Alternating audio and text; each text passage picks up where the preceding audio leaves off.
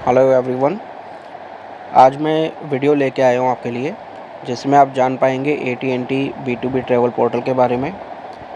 सबसे पहले इसमें आपको यूज़र नेम और पासवर्ड एंटर करना होता है, जो आपको रिसीव हुआ होता है आपकी रजिस्टर्ड ईमेल एड्रेस पर। तो आपने वो एंटर करा और आप सबमिट करेंगे यूज़र नेम, पासवर्ड और कैप्चा एंटर करने के बाद में, तो आपका लॉगिन हो जाएगा B2B ट्रैवल पोर्टल पर। मेन्यू में सबसे पहले वीडियो ट्यूटोरियल पर जा कर के, अगर आप चाहें किसी फ़ंक्शन के बारे में जानना, ये CRM के बारे में, इस ट्रैवल पोर्टल के बारे में जानना, तो यहाँ पर हमारे वीडियोज़ अवेलेबल रहते हैं, जहाँ पे आप आकर के देख सकते हैं। और इसके बाद में कंपनीज़ के लिए कि वो कंपनी किस तरीके का परफॉर्म कर रही है, वो अगर जानना चाहते हैं तो रिपोर्ट सेक्शन में आकर के जिस ड्यूरेशन के लिए वो जानना चाहते हैं, वो ड्यूरेशन उनको सेलेक्ट करनी होती है। इसमें कितने भी टाइम, जब से भी आप रजिस्टर्ड हो तब से लेकर के, चाहे वो 1 साल 2 साल, जितना भी टाइम आपको इस पोर्टल को यूज़ करते हुए हो गया, तब से लेकर के आप इन्फॉर्मेशन यहाँ पर सर्च कर सकते हो। तो आपने जब से जानना है, हम एग्ज़ाम्पल के लिए 1 जनवरी 2025 से इन्फॉर्मेशन ले रहे हैं, 23 मार्च 2025 तक के लिए। कंपनी में आपको अपना कंपनी का नाम सेलेक्ट करना है और आप सर्च पे क्लिक करते हैं। आप इसके बराबर में रीसेट, जो भी आपने इन्फॉर्मेशन डाली है उसको रीसेट करने के लिए, और उसके बराबर में एक एक्सेल का आइकन भी आप देख पा रहे हैं। जब आपने सर्च किया तो आपको रिपोर्ट स्क्रीन पर दिख गई है, पर आप इसको एक्सेल में डाउनलोड करना चाहते हैं तो एक्सेल आइकन पर क्लिक करके रिपोर्ट को डाउनलोड भी कर सकते हैं। इसके बाद मेन्यू में प्रोफाइल का एक ऑप्शन है। रजिस्ट्रेशन के टाइम पर आपने जो इन्फॉर्मेशन दी थी वो यहाँ पर अवेलेबल होती है। पर आप में कुछ लोग जो ट्रैवल एजेंसी से हैं, पर उनकी कोई ट्रैवल वेबसाइट नहीं है, वो ट्रैवल वेबसाइट को अपडेट करना चाहते हैं, तो हमने उनके लिए free of cost travel website हम ऑफ़र कर रहे हैं। बस उनको प्रोफाइल में आकर डोमेन की फ़ील्ड में जो उनकी वेबसाइट है, जिस डोमेन को अपनी वेबसाइट को लाइव करना चाहते हैं, वो डोमेन एड्रेस उनको यहाँ पर एंटर करके अपडेट करना होता है। हम जैसे ही आप ये अपडेट करेंगे, 24 घंटे के अंदर आपकी वेबसाइट लाइव हो जाएगी। इसके लिए हमारी IT टीम, जैसे आपकी जैसी रिक्वेस्ट हमें रिसीव होती है, एक IT टीम कांटेक्ट करती है आपको और कुछ इंस्ट्रक्शंस आपको प्रोवाइड करती है। तो 24 घंटे के अंदर हमारा कमिटमेंट है कि हम आपको आपकी नई वेबसाइट प्रोवाइड कर देंगे। अब इसके बाद मैं आपको बताऊंगा किस तरीके से हम कोई नई CRM को क्रिएट करते हैं, कोई नई क्वेरी क्रिएट करते हैं। तो अभी मैं CRM कार्ड को ही यूज़ करने वाला हूँ और डायरेक्ट यहीं से ही एक क्वेरी बना के दिखाऊँगा। क्वेरी बनाने के बाद में मैं आपको बता दूँगा कि CRM में जो डेटा आप देख पा रहे हैं क्या है। ये आप सबसे ऊपर देख पा रहे होंगे, ऐड न्यू करके एक बटन है। आप यहाँ पर क्लिक करते हैं, जैसे ही आप ऐड न्यू बटन पर क्लिक करेंगे, एक फॉर्म ओपन होता है। जो ये फॉर्म खुलेगा, सबसे पहले बाय डिफ़ॉल्ट सेलेक्ट कंपनी के अंदर आपकी कंपनी का नाम पहले ही आ रहा होगा। फिर इसके बाद में नेक्स्ट फील्ड है, जिसमें आपको सोर्स ऑफ लीड, किस जो लीड आप बना रहे हैं वो आपको किस तरीके से रिसीव हुई है, वो आप यूज़ कर सकते हैं। फिर ये CRM आप किसको असाइन करना चाहते हैं अपने, कि आप जो चाहते हैं कि कौन सा एम्प्लॉई इस CRM को डील करे, उस एम्प्लॉई को आप सेलेक्ट कर सकते हो। इसके बाद आगे की जो जानकारी है वो क्लाइंट की क्वेरी से रिलेटेड है, जिसमें पहली 4 फील्ड यानी कि mobile name, WhatsApp number, email address, ये क्लाइंट से रिलेटेड है कि आप अपने क्लाइंट की इन्फॉर्मेशन यहाँ पर एंटर करते हो। और उसके बाद में आपके क्लाइंट की क्या इंक्वायरी है, उससे रिलेटेड आप जानकारी सबमिट करते हो। इसमें most important number of guest है, क्योंकि आपकी जो CRM में फाइनेंशियल ट्रांजैक्शन जो भी कैलकुलेट हो रही हैं, वो नंबर ऑफ़ गेस्ट के ऊपर डिपेंड रहती हैं। तो ये आपके लिए ज़रूरी है कि आप इसको फिल करें, और अगर कोई गलत एंट्री हो गई है तो बाद में एडिट करके उसको ज़रूर सही सुधारें। नहीं तो आपको जो फाइनेंशियल टर्म में जो डेटा है वो सही नहीं मिल पाएगा। तो ये सारी एंट्री करने के बाद में आप सबमिट करते हैं तो आपकी CRM बन जाती है। कोई भी CRM पे आप स्टेटस अपडेट करना चाहते हैं, CRM पे के ऊपर चेक बॉक्स है, उस पर आप क्लिक करते हैं तो ऊपर ये स्टेटस बॉक्स ओपन हो जाता है, जिसमें से आप कोई भी स्टेटस सेलेक्ट करके आगे सबमिट का बटन है उसे क्लिक करेंगे तो CRM को स्टेटस अपडेट हो जाता है।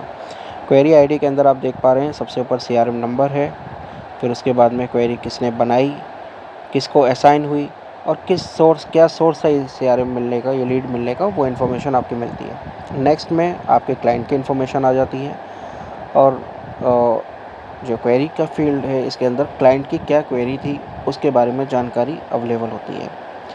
नेक्स्ट फील्ड जो आप देख पा रहे हैं डॉक्यूमेंट, जब आप CRM बनाते हो तो आपके पास डॉक्यूमेंट अपलोड का ऑप्शन होता है। अगर आपने उस टाइम पे कोई डॉक्यूमेंट अपलोड करे वो आप डॉक्यूमेंट फील्ड के अंदर देख पाएंगे। नेक्स्ट कॉलम पेमेंट से रिलेटेड है, ट्रांजैक्शन से रिलेटेड है। इसमें आप ये देख सकते हैं कि कोई भी ट्रांजैक्शन अगर वो डेबिट या क्रेडिट दोनों में से कुछ भी आ रहा है तो आप वो ट्रांजैक्शन टाइप सेलेक्ट करते हैं। वो पेमेंट किस मीडियम से हुई है, क्या मेथड था, वो आप ऑप्शन ड्रॉप डाउन में सेलेक्ट करके किस बैंक में वो फ़ंड आया है या गया है वो बैंक सेलेक्ट करके, और किस सप्लायर से या किस वेंडर को पेमेंट आई या गई है वो आप सेलेक्ट कर सकते हैं। कितना अमाउंट था आपने टाइप कर दिया। डेट, ट्रांजैक्शन डेट में आपने जो एक्चुअल डेट ऑफ ट्रांजैक्शन है वो आपने मेंशन करनी है। कभी ऐसा हो सकता है कि पेमेंट कल आया पर आप एंट्री आज कर रहे हो तो आप ट्रांजैक्शन डेट ही लोगे। फिर ट्रांजैक्शन आईडी जो होती है वो आप लिख करके सबमिट करेंगे। नेक्स्ट है व्यू। जो भी ट्रांजैक्शंस अभी आपने देखी थी डेबिट क्रेडिट की, जितनी भी आपने एंट्री करी होंगी वो सारी यहाँ पर स्टेटमेंट आ जाती है। बाकी टोटल सेल और टोटल परचेज़ कॉस्ट आपको दिख रही है, ये मैं आपको बता दूंगा किस तरीके से यहाँ पे आ रही है।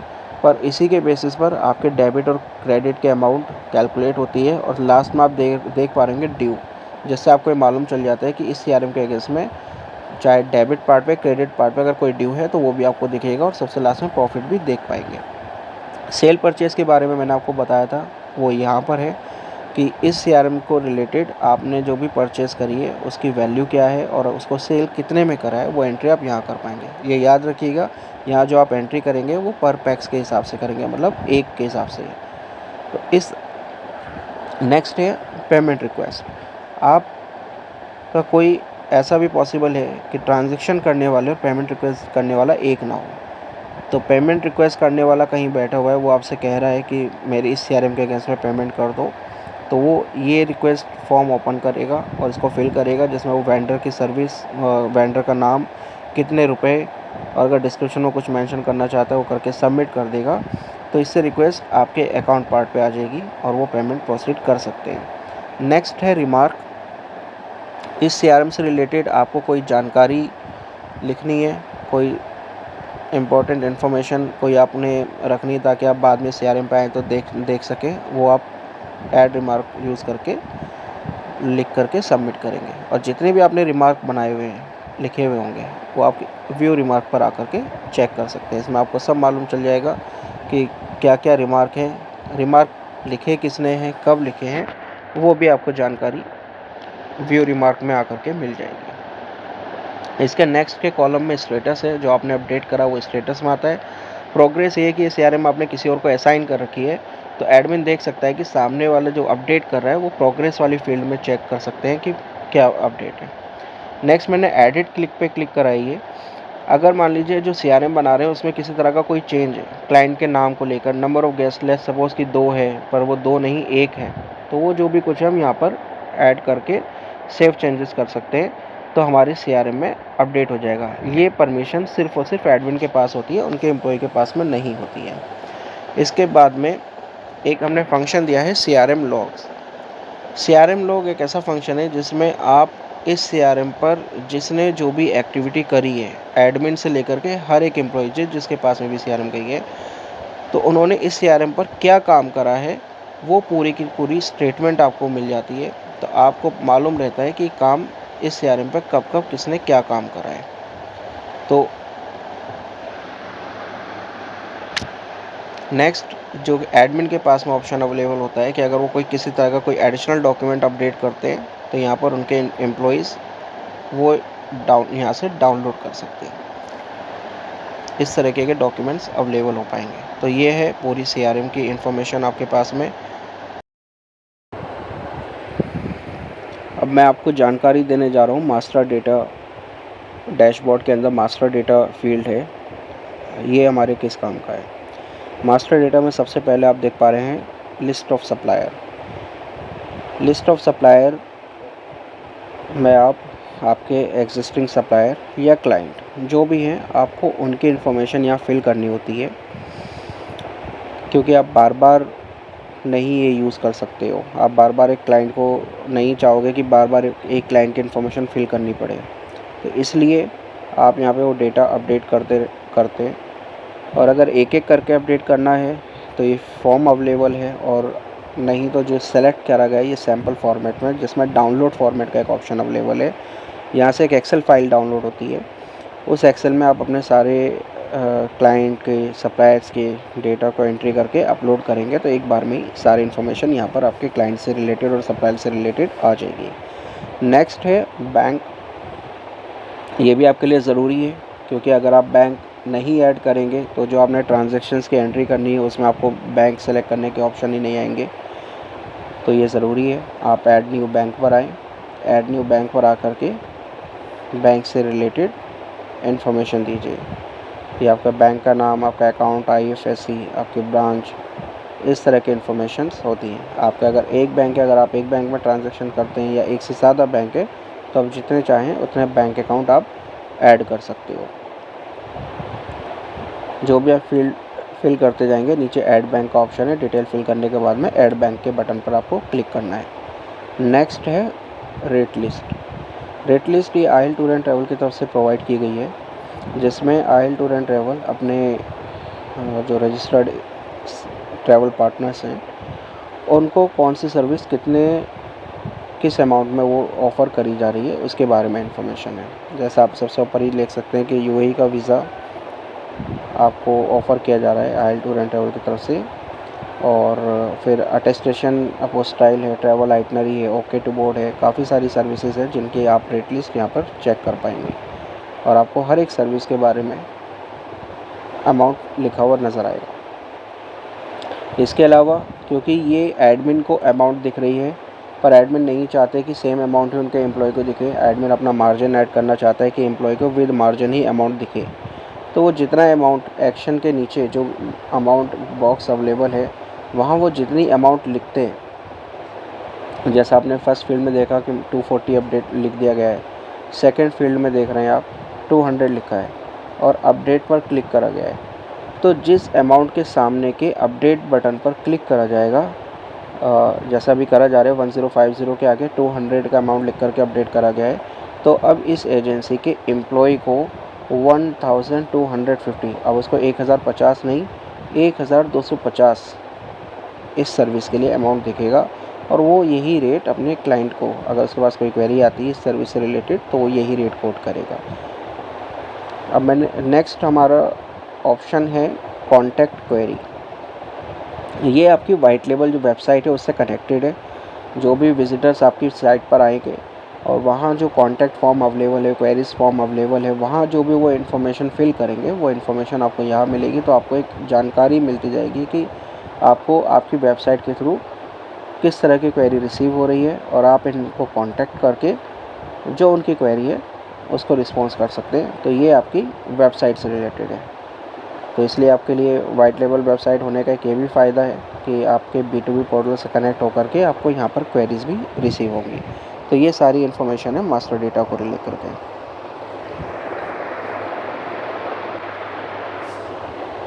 अब मैं आपको बताना जा रहा हूँ मैनेज क्वेरी के बारे में, जिसमें सबसे पहला ऑप्शन आपको दिखेगा ऐड क्वेरी को लेकर के। आप ऐड क्वेरी पर आते हैं, आपको जिस सर्विस से रिलेटेड आपको क्वेरी रेज़ करनी है वो सारी सर्विसेज के नाम दिख जाते हैं। मान के चल लीजिए मुझे ट्रैवल इंश्योरेंस का मुझे क्वेरी रेज़ करनी है, क्वेरी बनानी है। मैं ट्रैवल इंश्योरेंस मैंने ऑप्शन सेलेक्ट करा, जहाँ मुझे सारे फॉर्म दिख गए हैं। सबसे पहले कंपनी का नाम आ रहा है, सोर्स लीड में जिस सोर्स से आया होगा वो सोर्स मैंने ऑप्शन सेलेक्ट कर लिया। असाइन क्वेरी में जाकर मैंने एम्प्लॉय का नाम, बाकी क्लाइंट से रिलेटेड उनकी डिटेल और उनकी जो क्वेरी है वो सब सबमिट फिल करके सबमिट कर देता हूँ। तो इस तरीके से मेरी क्वेरी क्रिएट होती है। लिस्ट क्वेरी सेम ऐसे ही है जैसा डैशबोर्ड पर आपको CRM कार्ड दिख रहा है, उसी का ही एक दूसरा व्यू है। यहाँ पे भी आपको CRM कार्ड ही दिख रही है एक्चुअली, और आप चाहें होम स्क्रीन पे डैशबोर्ड पे जाकर या लिस्ट क्वेरी पर आ करके जो भी सर्विस आप सेलेक्ट करते हो उससे रिलेटेड आप CRM सारी चेक कर सकते हो। इसके बाद में नेक्स्ट ऑप्शन ये स्पेशली उनके लिए है जो टूर पैकेजेस में डील करते हैं, वो क्रिएट आइटनरी को लेकर के। इसके लिए हम अलग से एक स्पेशल वीडियो बनाएंगे, क्योंकि इसमें 3 तरह के फीचर हैं क्रिएट आइटनरी के अंदर, जिसमें हमें क्लाइंट को रेट देना होता है। क्लाइंट को सबसे पहले जो कोटेशन भेजी जाती है उससे रिलेटेड, कोटेशन भेजने के बाद में उसको अगर आइटनरी भेजनी है या फिर बुकिंग कंफर्म हो गई तो उससे कंफर्मेशन वाउचर भेजने होते हैं। तो उस तरह की सर्विसेज अवेलेबल है और इसके थ्रू हम वो जनरेट कर सकते हैं। तो इसलिए इसके लिए अलग से एक वीडियो बनेगी डेडिकेटेड, तो वहाँ पर आपको इसके बारे में डिटेल से समझाया जाएगा। तो ये सारी इन्फॉर्मेशन अवेलेबल है मैनेज क्वेरी के अंदर। अब इस CRM का सबसे इम्पोर्टेंट पार्ट जो कि है रोल एंड एम्प्लॉय, ये बहुत ज़रूरी है। इसमें आप डिसाइड करते हैं कि आप अपने किस एम्प्लॉय के साथ में क्या इन्फॉर्मेशन शेयर करना चाहते हैं। तो सबसे पहले आपको रोल मैनेजमेंट क्रिएट करने होते हैं। रोल मैनेजमेंट में आप आते हैं, डिपार्टमेंट पे आप क्लिक करेंगे, वो एक्चुअली रोल मैनेजमेंट है। वहाँ पर आप ऐड न्यू रोल पे क्लिक करते हैं और आपको यहाँ सारी सर्विसेज दिखेंगी। सबसे पहले आप ये देख लीजिए, 4 ऑप्शन सामने दिख रहे हैं आपको। लिस्ट, क्रिएट, लिस्ट का मतलब है उस सर्विसेज को देखना, क्रिएट है उस सर्विसेज में कोई CRM नहीं क्रिएट करना, एडिट का मतलब जो एग्जिस्टिंग CRM है उसमें किसी तरीके का कोई बदलाव करना, और डिलीट का मतलब जैसा आप समझ रहे हैं उस CRM को या उस सर्विस को डिलीट करना। सबसे ऊपर आपको नाम देना होता है उस रोल का, जो आपने जनरली आप डिपार्टमेंट के हिसाब से भी कर सकते हैं कि visa department, tour department, account department, उस तरीके का कुछ भी आप नाम दे सकते हैं। नाम देने के बाद में नीचे परमिशंस हैं कि आप उस यूज़र को क्या क्या परमिशन देना चाहते हैं। फॉर एग्ज़ाम्पल हम यहाँ पे अकाउंट डिपार्टमेंट को कुछ परमिशंस देना चाहते हैं, तो मैंने अकाउंट नाम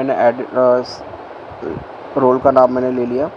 और मैं चाहता हूँ कि इससे सारी क्वेरीज़ दिखें, क्योंकि बिना उसको देखे वो काम ही नहीं कर पाएगा कि उस पर क्या ट्रांजैक्शन हुई है या क्या काम हुआ है।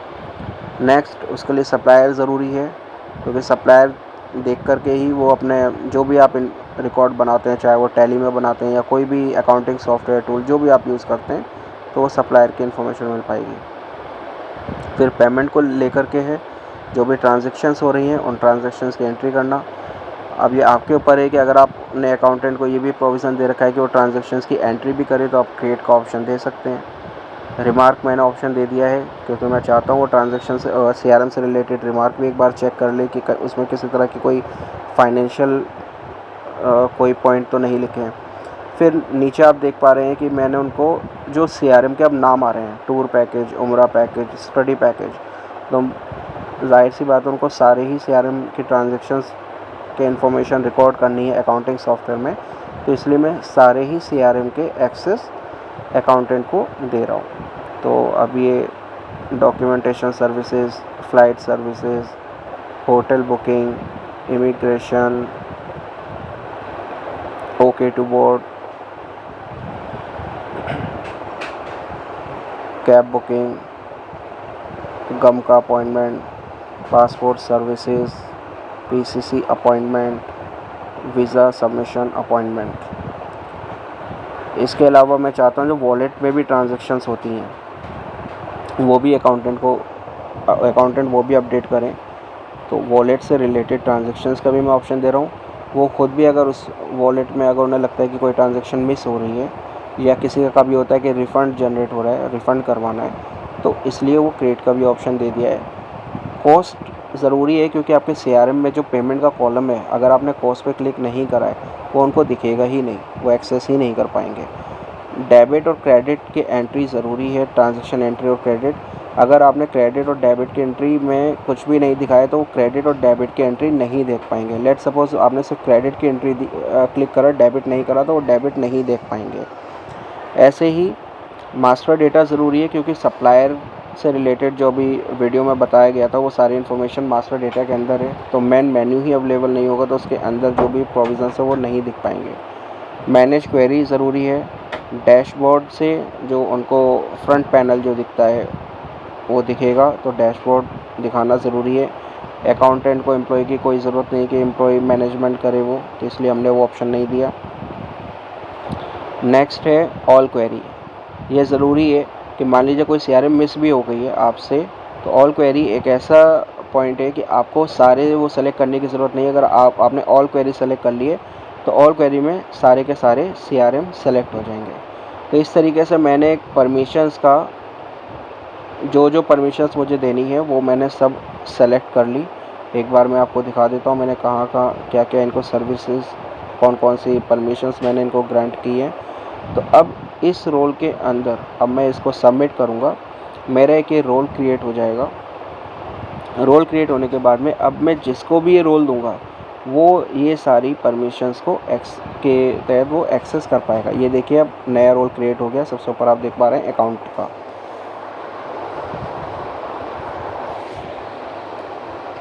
अब नेक्स्ट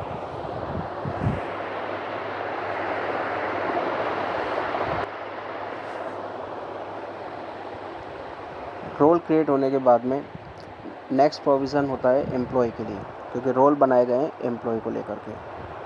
अब मैं एक एम्प्लॉय ऐड करूँगा इस कंपनी के अंदर और उनको एक रोल असाइन कर दूँगा, जिसके तहत जो उनको रोल असाइन करे गए वो सीआरएम वो मैनेज कर पाएंगे। तो सबसे पहले क्रिएट न्यू एम्प्लॉय पर आकर एम्प्लॉय की बेसिक इन्फॉर्मेशन ही यहाँ पे फिल करी जाती है।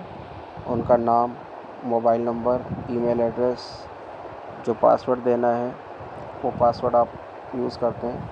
लेकिन मैं एक जो ऑलरेडी रोल अवेलेबल है यहाँ पर, मैं उनमें से किसी एक को एडिट करके दिखा रहा हूँ, क्योंकि ऐड करना तो रोल आपको बता ही दिया है जगह पे, लेकिन मान लीजिए कहीं किसी की चेंजेस करने हैं तो उसके हिसाब से मैं एडिट ज़रूर करके दिखाऊँगा आपको।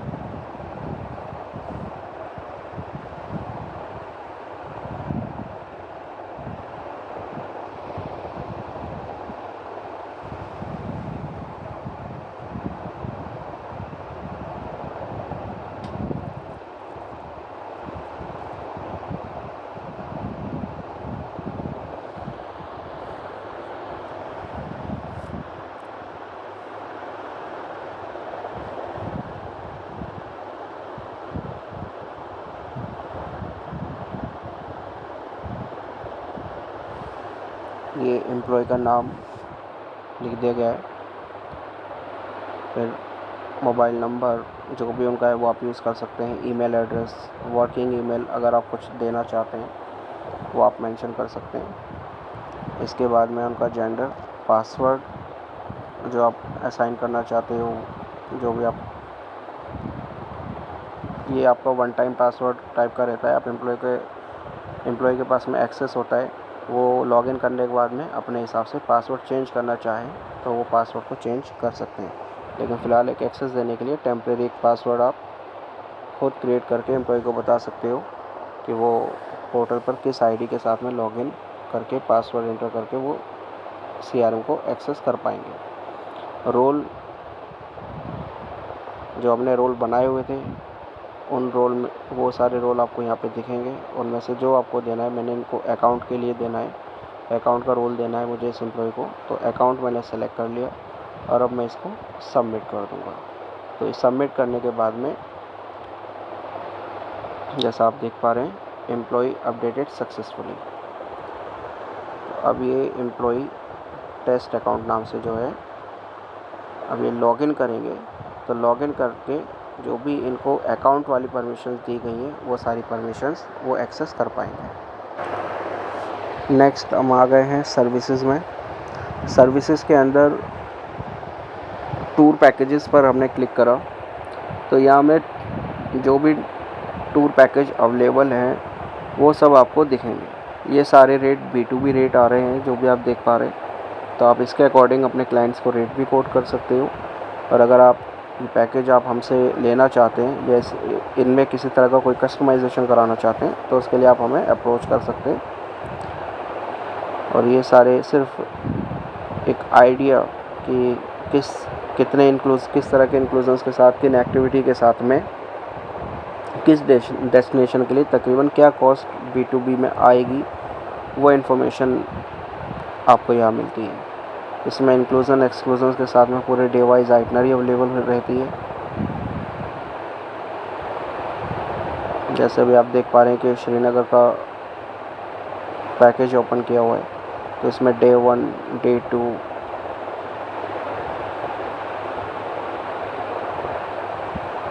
सारी इन्फॉर्मेशन अवेलेबल है।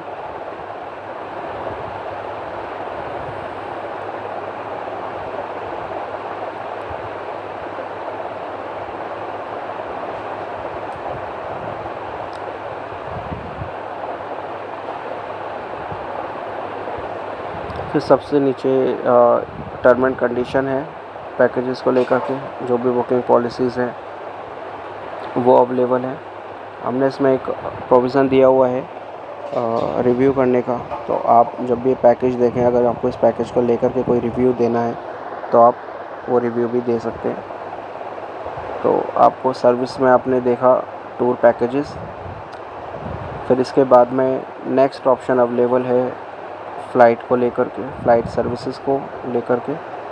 पर क्योंकि जो भी शॉर्टकट्स हैं हमने ये जो भी हमने मेन्यू में दिए हैं डैशबोर्ड में, इन सब के शॉर्टकट हमने टाइटल में भी दिए हुए हैं, तो आप टाइटल बार से ही ये सर्विसेज डायरेक्ट एक्सेस कर सकते हो। जैसे ही मैंने फ़्लाइट सर्च के लिए क्लिक करा है, तो अगर जो भी हमारे पास में फ़िक्स डिपार्चर्स अवेलेबल होंगे तो वो आप यहाँ पे सर्च कर पाओगे। ये अभी सिर्फ फ़िक्स डिपार्चर्स ही अवेलेबल हैं, लेकिन कुछ टाइम में यहाँ पर लाइव फेयर भी अवेलेबल हो जाएंगे, तो आप यहाँ से लाइव बुकिंग भी कर पाओगे किसी भी सेक्टर के लिए। तो दोनों ही रेट आपको एक साथ ही मिला करेंगे, चाहे वो लाइव रेट है या फिर वो फ़िक्स डिपार्चर के रेट है। तो अभी एक एग्ज़ाम्पल के लिए सिर्फ आपको सर्च करके दिखा रहे हैं कि मान लीजिए दिल्ली से दुबई के लिए मैंने टिकट सर्च करनी है कोई, तो दिल्ली दुबई का कोड DXB, ट्रैवल डेट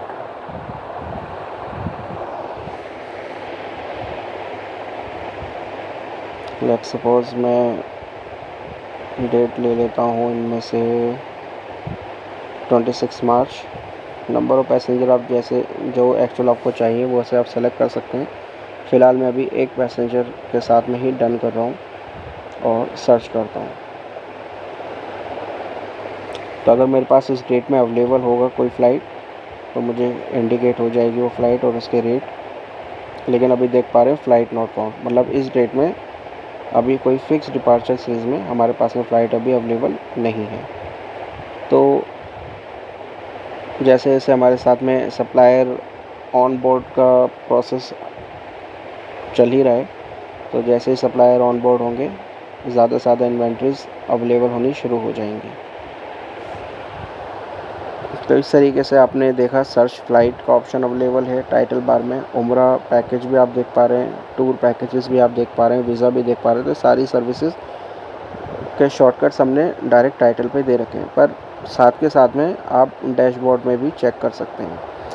अच्छा, फ़्लाइट के अंदर एक आपके पास में एजेंट मार्कअप का ऑप्शन होता है, जिसमें कोई फ़्लाइट आपको जो भी कॉस्ट आपको दिख रही है आप उसमें अपना मार्कअप ऐड करना चाहते हैं, तो डोमेस्टिक फ़्लाइट और इंटरनेशनल फ़्लाइट्स इसके आप मार्कअप ऐड कर सकते हैं। तो जो भी वैल्यू आ रही होगी आपको लाइव रेट वहाँ पे शो करेंगे, पर जब आप उसकी टिकट जनरेट करेंगे और टिकट में जो फेयर आएगा वो आपके मार्जिन को ऐड करके ही आएगा। तो डोमेस्टिक फ़्लाइट के लिए 200 और इंटरनेशनल फ़्लाइट के लिए 500 रुपये मान लीजिए मैंने इस टाइम पे अभी एज अ मार्जिन मैंने सेट किए हैं, तो वो अमाउंट लिख करके मैं इनको सेव कर दूंगा। जैसे ही सेव करते हैं ऊपर मार्जिन अपडेटेड सक्सेसफुली जैसा मैसेज कंफर्मेशन मैसेज आ जाता है, तो आपसे जो भी मेरी डोमेस्टिक और इंटरनेशनल फ़्लाइट में बुक करूँगा उसमें मेरे 200 और 500 रुपये मार्कअप ऐड हो जाएगा। नेक्स्ट फ़्लाइट के अंदर ही अगला एक ऑप्शन आता है बुकिंग हिस्ट्री को लेकर के। तो आपने जितनी भी फ़्लाइट टिकट्स बनाई होंगी वो सब आप यहाँ पर देख पाएंगे फ़्लाइट बुकिंग को लेकर के। यहाँ सर्च करने का ऑप्शन भी रहेगा, तो आपके पास जो भी इन्फॉर्मेशन हो क्लाइंट से रिलेटेड, चाहे उनका नाम, पासपोर्ट नंबर, कुछ भी हो, वो आप सर्च कर सकते हैं। और ये सारा डेटा आप एक्सेल फॉर्मेट में भी डाउनलोड कर सकते हैं मंथली परफॉर्मेंस देखने के लिए कि आपकी फ़्लाइट्स को लेकर के किस तरह की कंपनी आपकी परफॉर्म कर रही है। नेक्स्ट है उम्रा पैकेजेस। यहाँ पर आप उम्रा पैकेजेस देख पाएंगे। जो भी पैकेजेस हमारे पास में अवेलेबल हैं उम्रा से रिलेटेड।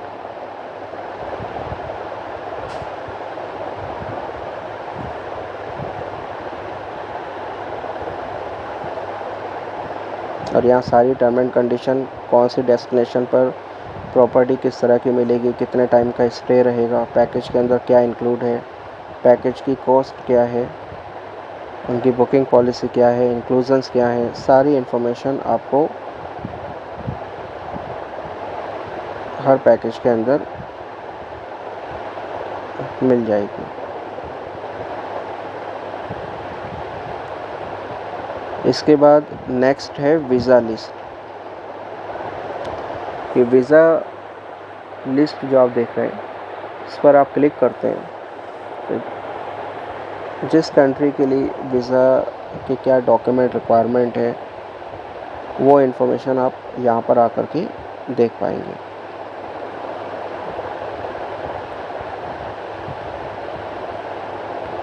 अभी हम जापान का वीज़ा सर्च कर रहे हैं। जापान वीज़ा प्रोसेस के लिए क्या डॉक्यूमेंट रिक्वायर्ड है, तो आप देख पाएंगे जापान के टूरिस्ट वीज़ा को लेकर के इन्फॉर्मेशन दिख रही है आपको। आपके राइट हैंड साइड पे सेलेक्ट करके दिखाया जा रहा है, ये एम्बेसी से रिलेटेड, जापान एम्बेसी से रिलेटेड इन्फॉर्मेशन अवेलेबल है। और ये सारी डेस्टिनेशन जो भी आप कंट्री सर्च करोगे उसकी एम्बेसी की डिटेल आपको इसी तरीके से दिखाई देगी। बाकी लेफ़्ट साइड में टूरिस्ट वीज़ा में किस तरह के डॉक्यूमेंट की रिक्वायरमेंट है, उसका प्रोसेसिंग टाइम क्या है, ऐसे ही बिज़नेस वीज़ा में क्या रिक्वायरमेंट है डॉक्यूमेंट्स की और क्या उनका प्रोसेस टाइम है, वो इन्फॉर्मेशन आपको मिलेगी। इसके अलावा कुछ कंट्री ऐसी हैं जो चेकलिस्ट या वीज़ा एप्लीकेशन फॉर्म भी प्रोवाइड करती है। तो जो जैसे जापान में आप देखोगे आप तो डाउनलोड चेकलिस्ट का ऑप्शन अवेलेबल है। आप इसको डाउनलोड कर सकते हैं और डाउनलोड करके आपको चेकलिस्ट मिल जाएगी। इसके अकॉर्डिंग आप देख सकते हैं कहीं कहीं पे जो कंट्री फॉर्म का ऑप्शन भी प्रोवाइड करती है, तो ऐसे केस में आपको फॉर्म्स भी मिलेंगे, तो आप फॉर्म भी डाउनलोड कर सकते हैं। तो ये आपका कंप्लीट, आपको कहीं सर्च करने की, एक्सप्लोर करने की ज़रूरत नहीं है। अब आपको इंस्टेंट इन्फॉर्मेशन इस पोर्टल के थ्रू हर कंट्री के वीज़ा के बारे में मिलेगी।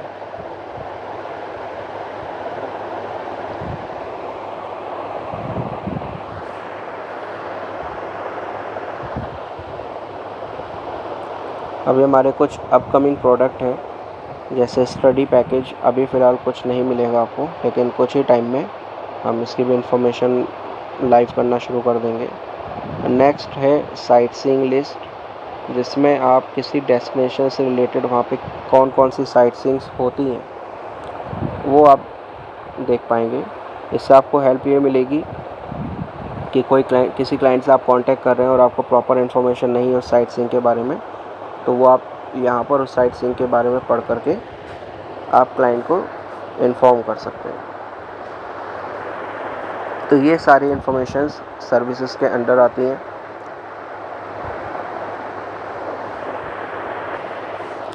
अब हम बात करेंगे पोर्टल में आप एक ऑप्शन देख रहे होंगे अकाउंट एंड फाइनेंस को लेकर।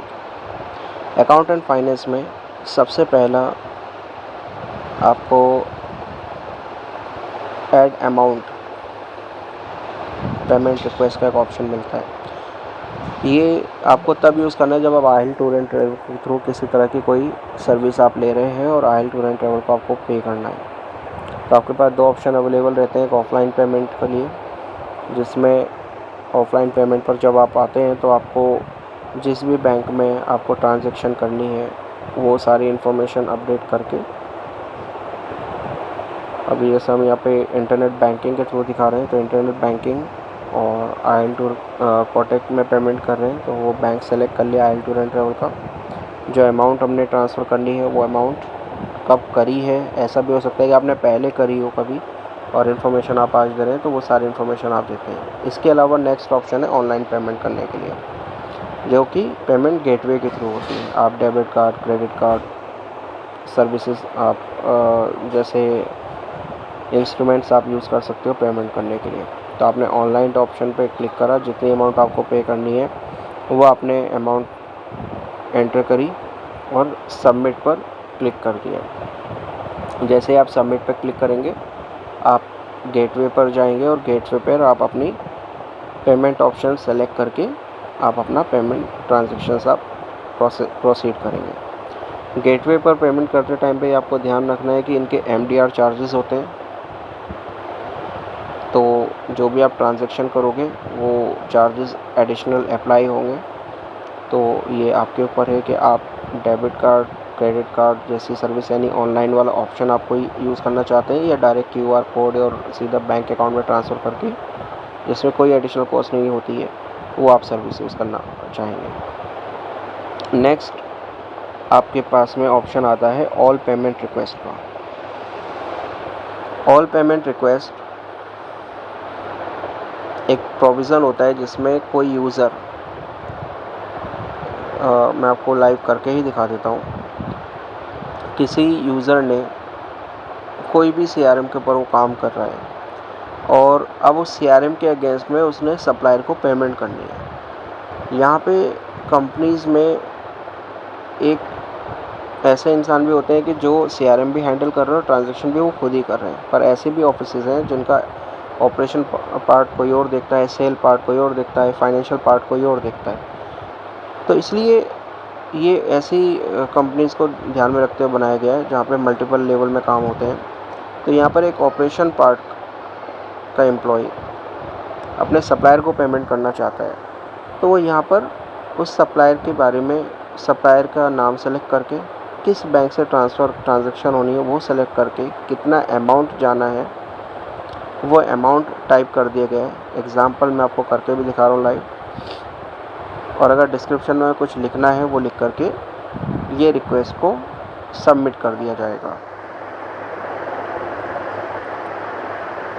अभी आप देख पा रहे हैं कि आहिल टूर एंड ट्रैवल को टेस्ट बैंक से 250 रुपये की पेमेंट करने की एम्प्लॉय के द्वारा रिक्वेस्ट की जा रही है। और डिस्क्रिप्शन में हमने टेस्ट ट्रांजैक्शन करके लिख देते हैं, तो टेस्ट ट्रांजैक्शन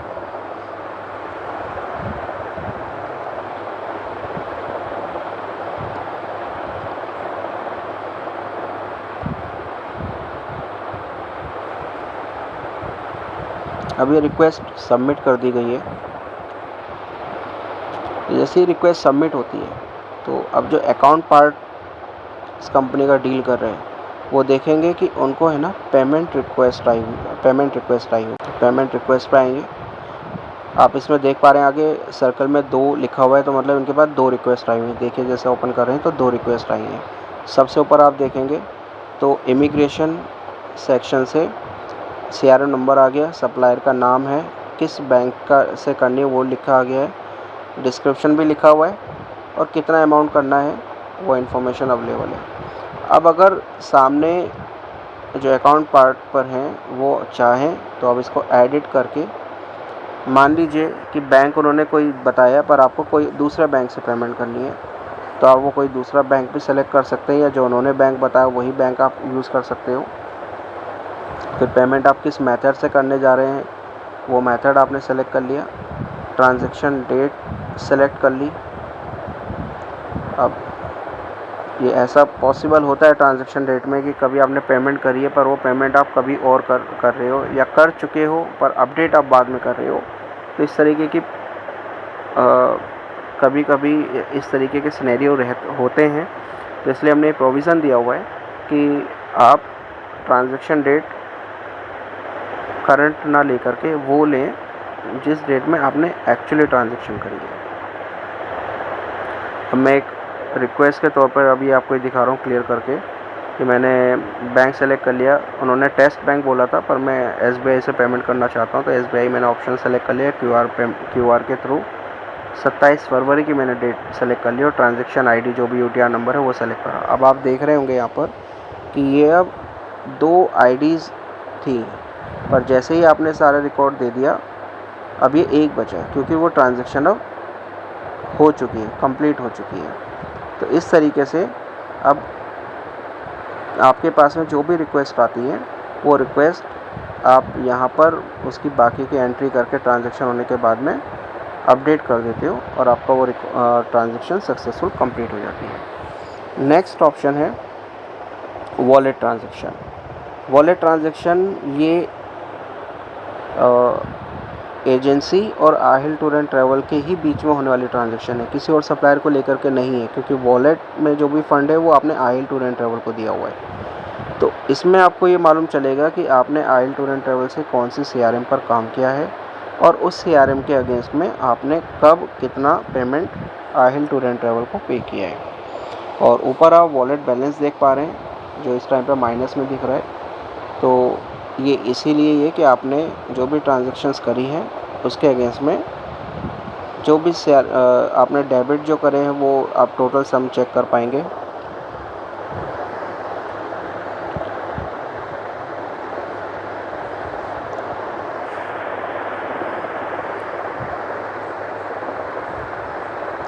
मैं आपको एक वॉलेट अमाउंट यूज़ करके दिखाना चाह रहा हूँ यहाँ पर कि वॉलेट के थ्रू हम कैसे पेमेंट कर सकते हैं। आपके वॉलेट में ऑलरेडी फ़ंड अवेलेबल है, आप डेबिट में जाते हैं, जो पेमेंट मेथड काफ़ी आपको दिख रहे होंगे, वहाँ पे सिर्फ आपको वॉलेट सेलेक्ट करना है। वॉलेट सेलेक्ट करने के बाद में अब आपसे कोई बैंक क्या पेमेंट मेथड है कुछ नहीं पूछा जाएगा। वॉलेट है, सेलेक्ट सप्लायर मैंडेटरी है फिल करना, तो ये जस्ट आपकी कंफर्मेशन के लिए है कि आपको ध्यान रहे कि आप पेमेंट जो है कहाँ कर रहे हैं। तो एक टेस्ट चेक है, इसलिए हमने वो मैंडेटरी रखा हुआ है कि सेलेक्ट सप्लायर आपको, बावजूद इसके कि वो सिर्फ आहिल टूर एंड ट्रैवल को ही पेमेंट जाएगी, फिर भी हमने मेंशन कर रखा है। अब यहाँ पर क्योंकि सेलेक्ट,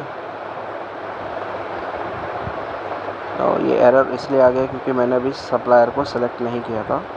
एनीवे, तो ये एक मैंने तरीका आपको दिखाया है किस तरीके से आप पेमेंट को प्रोसीड करते हैं वॉलेट के थ्रू पेमेंट करने के लिए। और याद रहे ये ट्रांजैक्शंस, बाकी जो और भी ट्रांजैक्शन आप करते हो वॉलेट के अलावा कुछ और ऑप्शन चूज़ करके, वो आप अपने किसी भी सप्लायर के साथ डील कर रहे हो उसको लेकर के, पर वॉलेट की अगर ट्रांजैक्शन हो रही है तो वो सिर्फ आप आहिल टूर एंड ट्रैवल के थ्रू ही कर रहे हैं, तो उसमें कोई और सप्लायर का ऑप्शन चूज़ हो ही नहीं सकता है। तो इस तरीके से आपने वॉलेट को यूज़ करना है और यहाँ से आप वॉलेट की स्टेटमेंट आपको दिख जाएगी। आप इसको चाहें तो एक्सेल का भी प्रोविज़न हमने दिया हुआ है, एक्सेल फॉर्मेट में आप इस स्टेटमेंट को डाउनलोड भी कर सकते हैं। नेक्स्ट इसमें ऑप्शन आता है पेमेंट्स को लेकर के। देखिए, वॉलेट ट्रांजैक्शन सिर्फ आहिल टूर एंड ट्रैवल और आपकी एजेंसी के बीच की ट्रांजैक्शंस को लेकर के है, पर पेमेंट वो ट्रांजैक्शन है जिसमें आपने पूरे कब कहाँ किसको ट्रांजैक्शन करी वो इन्फॉर्मेशन मिलती है। देखिए, आज की तारीख में अभी आपको वीडियो में दिखाया था कि एक पेमेंट रिक्वेस्ट जनरेट हुई, उस पेमेंट रिक्वेस्ट के अगेंस्ट में आपने इन्फॉर्मेशन फिल करी बाकी, तो अब ये सारी इन्फॉर्मेशन आ गई है। किस एजेंसी को आपने स्टेट बैंक सेलेक्ट किया था, तो स्टेट बैंक और ट्रांजैक्शन नंबर, डेबिट अमाउंट जो रिक्वेस्ट करी गई थी 250, वो सारी की सारी इन्फॉर्मेशन आ गई है।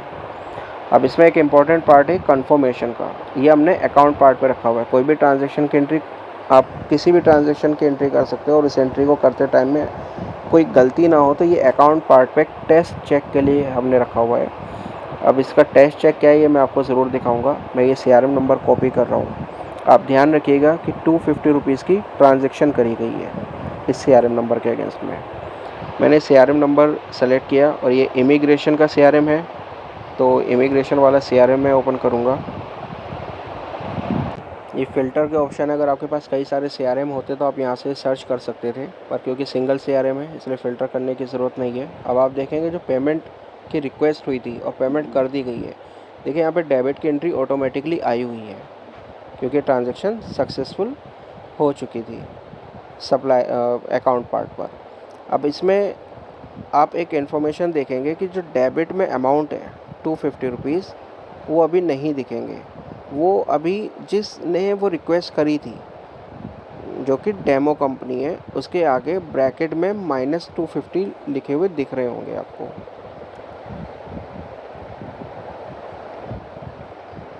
और ये माइनस में 250 इसलिए है कि एक आपको पता चलेगा कि ये डेमो कंपनी, जो कि इस कंपनी के एडमिन है, उन्होंने ये ट्रांजैक्शन प्रोसीड करी है। और इसी के आगे माइनस में सिर्फ इसलिए दिख रहा है क्योंकि ये पेमेंट हुई तो है पर अभी कंफर्म नहीं हुई है अकाउंट पार्ट पे। तो जब तक अकाउंट पार्ट पे कंफर्म नहीं होगी, ये अमाउंट जो डेबिट या क्रेडिट के नीचे दिखनी चाहिए वहाँ ना दिख करके अभी जिसने उस ट्रांजैक्शन को प्रोसीड करा है उसी के साथ में ब्रैकेट में दिखाई देगी।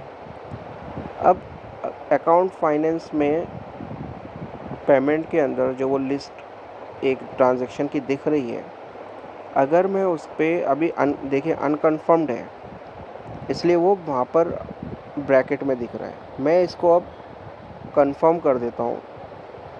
अब यहाँ पे 3 ऑप्शंस होते हैं, कंफर्म और एंट्री रिकॉर्डेड। एंट्री रिकॉर्डेड तो इसलिए कि अकाउंट पर्सन ने इस डेटा को अपने जो अकाउंटिंग सॉफ्टवेयर है उसमें भी रिकॉर्ड कर लिया है, तो एंट्री रिकॉर्डेड है। और कंफर्म सिर्फ इसलिए है कि आपकी जो ट्रांजैक्शन है इस सीआरएम के लेवल पे बैंक से चेक करा ली गई है और वेरीफाई हो गया है कि ये ट्रांजैक्शन एक्चुअली हुई है और सक्सेसफुली प्रोसीड हो चुकी है। तो कंफर्म पे क्लिक करते हैं। कंफर्म पे क्लिक करते देखिए अनकन्फर्म से कंफर्म्ड हो गया। अब मैं वापस उसी सीआरएम पर आकर के सिर्फ इसको मैं रिफ़्रेश करूँगा। रिफ़्रेश करने के बाद में देखते हैं कि मैंने वो कंफर्म कर दिया। तो अब उस ट्रांजैक्शन का व्यू किस तरीके का है। पहले नाम के साथ में ब्रैकेट में वो अमाउंट आ रही थी, अब आप देख पाएंगे कि नाम के साथ से नाम के सामने से वो अमाउंट हट गई है।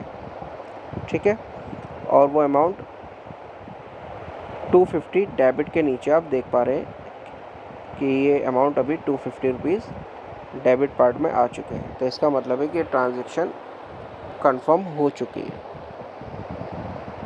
तो ये एक टेस्ट चेक मैनेज किया गया है, चाहे ट्रांजैक्शन करने वाला कोई सिंगल पर्सन हो या मल्टीपल पर्सन किसी सीआरएम के अंदर इन्वॉल्व हो रहे हैं, जिसमें सेल पर्सन अलग है, ऑपरेशन पर्सन अलग है और अकाउंटिंग डील करने के लिए पर्सन अलग है। तो ये कोऑर्डिनेशन बना रहेगा और हर कोई अपने लेवल पे चेक कर सकते हैं। तो कहीं पर भी किसी तरह की कोई कमी होने की गुंजाइश को कम करा गया है। तो ये अकाउंट एंड फाइनेंस के अंदर ये सारी इन्फॉर्मेशन अवेलेबल है। ये तो आज की सिर्फ सेम डे पे, जब भी आप पेमेंट पे आते हैं तो वहाँ सेम डे में by default same day today जिसे कहते हैं, टुडे का ही ऑप्शन सेलेक्ट करेंगे तो आज की ही वो ट्रांजैक्शन बाय डिफ़ॉल्ट दिखाता है। पर उसके अलावा आप पिछले कोई भी रिकॉर्ड आप जानना चाहते हैं तो वो आप जो पीरियड है उसको आप सेलेक्ट करके सर्च करते हैं तो बाकी की भी इन्फॉर्मेशन उस ड्यूरेशन की आपको दिखेगी। आप इसको सर्च यूज़ करके कोई डेडिकेटेड कोई ट्रांजैक्शन आप सर्च करना चाहते हैं तो वो ट्रांजैक्शन नंबर के थ्रू या सीआरएम नंबर के थ्रू आप सर्च बार का ऑप्शन यूज़ करके उसको चेक कर सकते हैं। या फिर हमने एक्सेल का फॉर्मेट भी यहाँ पे भी प्रोवाइड करा गया है कि आप उस एक्सेल में वो पूरी की पूरी ट्रांजैक्शंस का रिकॉर्ड आप डाउनलोड कर सकते हैं। तो इस तरीके से ये अकाउंट एंड फाइनेंस की सारी फैसिलिटीज़ के फंक्शंस आपको इन्फॉर्म कर दिए गए हैं। तो ये था हमारा AT&T B2B ट्रैवल पोर्टल का ट्यूटोरियल। आई होप जो मैंने जानकारी आपको दी है ये आपके लिए काफ़ी मददगार होगी इस पोर्टल को यूज़ करने के लिए। और कुछ नए अपडेट्स भी आने बाकी है, जल्द ही वो भी अपडेट हो जाएंगे। जैसा मैंने वीडियो के दौरान भी आपको बताया है कि लाइव फ्लाइट्स का भी चेक करने का प्रोविज़न आ जाएगा यहाँ पर। और आपके फ़ीडबैक भी इम्पोर्टेंट है। अगर आपको लगता है कहीं कोई इम्प्रूवमेंट की रिक्वायरमेंट है तो प्लीज़ आपसे रिक्वेस्ट है आप अपने वैल्यूबल फ़ीडबैक दीजिए। और बाकी किसी को किसी तरह की कोई क्वेरी है तो आप हमें डायरेक्ट कांटेक्ट कर सकते हैं, आप हमें ईमेल भेज सकते हैं। तो ये था हमारा AT&T B2B ट्रैवल पोर्टल का ट्यूटोरियल। आई होप जो मैंने जानकारी आपको दी है ये आपके लिए काफ़ी मददगार होगी इस पोर्टल को यूज़ करने के लिए। और कुछ नए अपडेट्स भी आने बाकी हैं, जल्द ही वो भी अपडेट हो जाएंगे। जैसा मैंने वीडियो के दौरान भी आपको बताया है कि लाइव फ्लाइट्स का भी चेक करने का प्रोविज़न आ जाएगा यहाँ पर। और आपके फ़ीडबैक भी इम्पोर्टेंट है। अगर आपको लगता है कहीं कोई इम्प्रूवमेंट की रिक्वायरमेंट है तो प्लीज़ आपसे रिक्वेस्ट है आप अपने वैल्यूबल फ़ीडबैक दीजिए। और बाकी किसी को किसी तरह की कोई क्वेरी है तो आप हमें डायरेक्ट कांटेक्ट कर सकते हैं, आप हमें ईमेल भेज सकते हैं। तो अभी के लिए इतना ही, बाकी कुछ भी फ्यूचर में रहेगा तो हम आपको ज़रूर अपडेट करेंगे। Thank you, have a good day.